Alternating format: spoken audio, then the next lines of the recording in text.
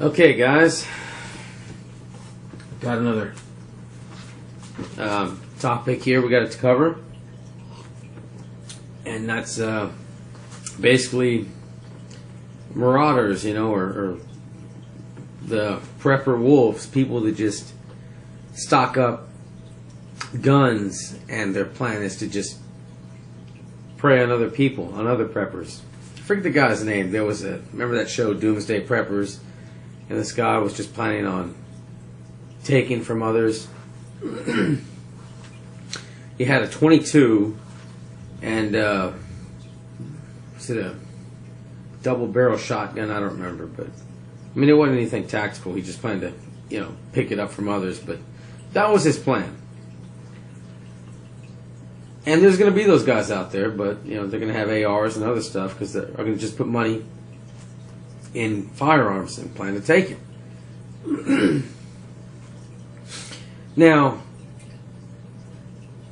if it's just you and let's say the wife against 10, 15, 20, you're not going to win that.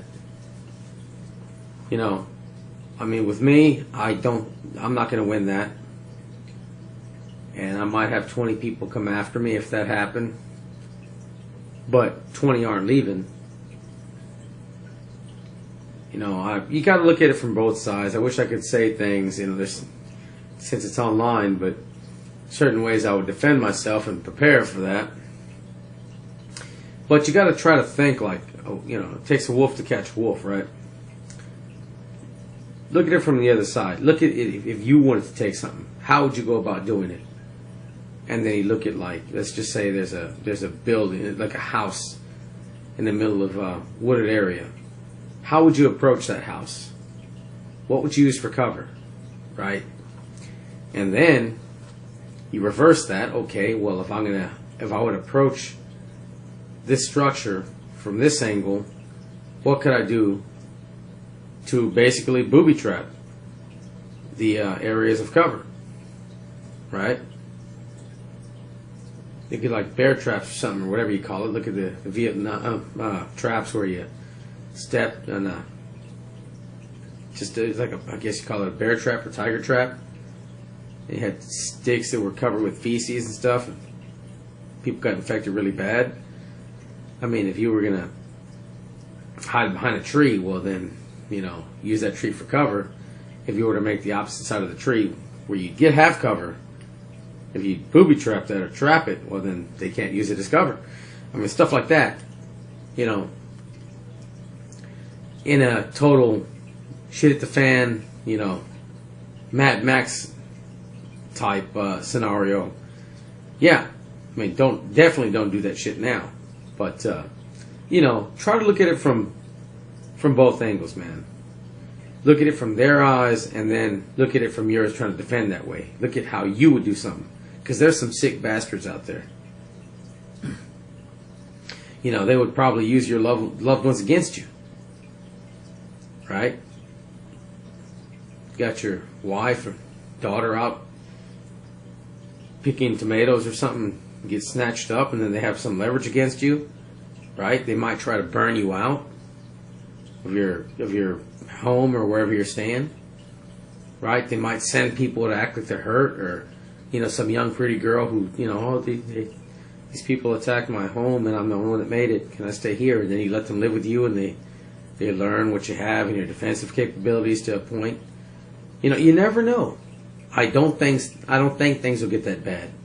I really don't. But if they did, well, I want to at least go over that in my mind and think about what I would do. Again, I don't see that happening. But, I thought about it. Because I know there's going to be very bad people out there. I mean, I think mostly you have gangs going around and looting and stuff. And, no, I can't fight that many, but, hey, in a total shit the fan scenario, there's no cops and it's my life on the line and my family's. Well, I know things that I would do.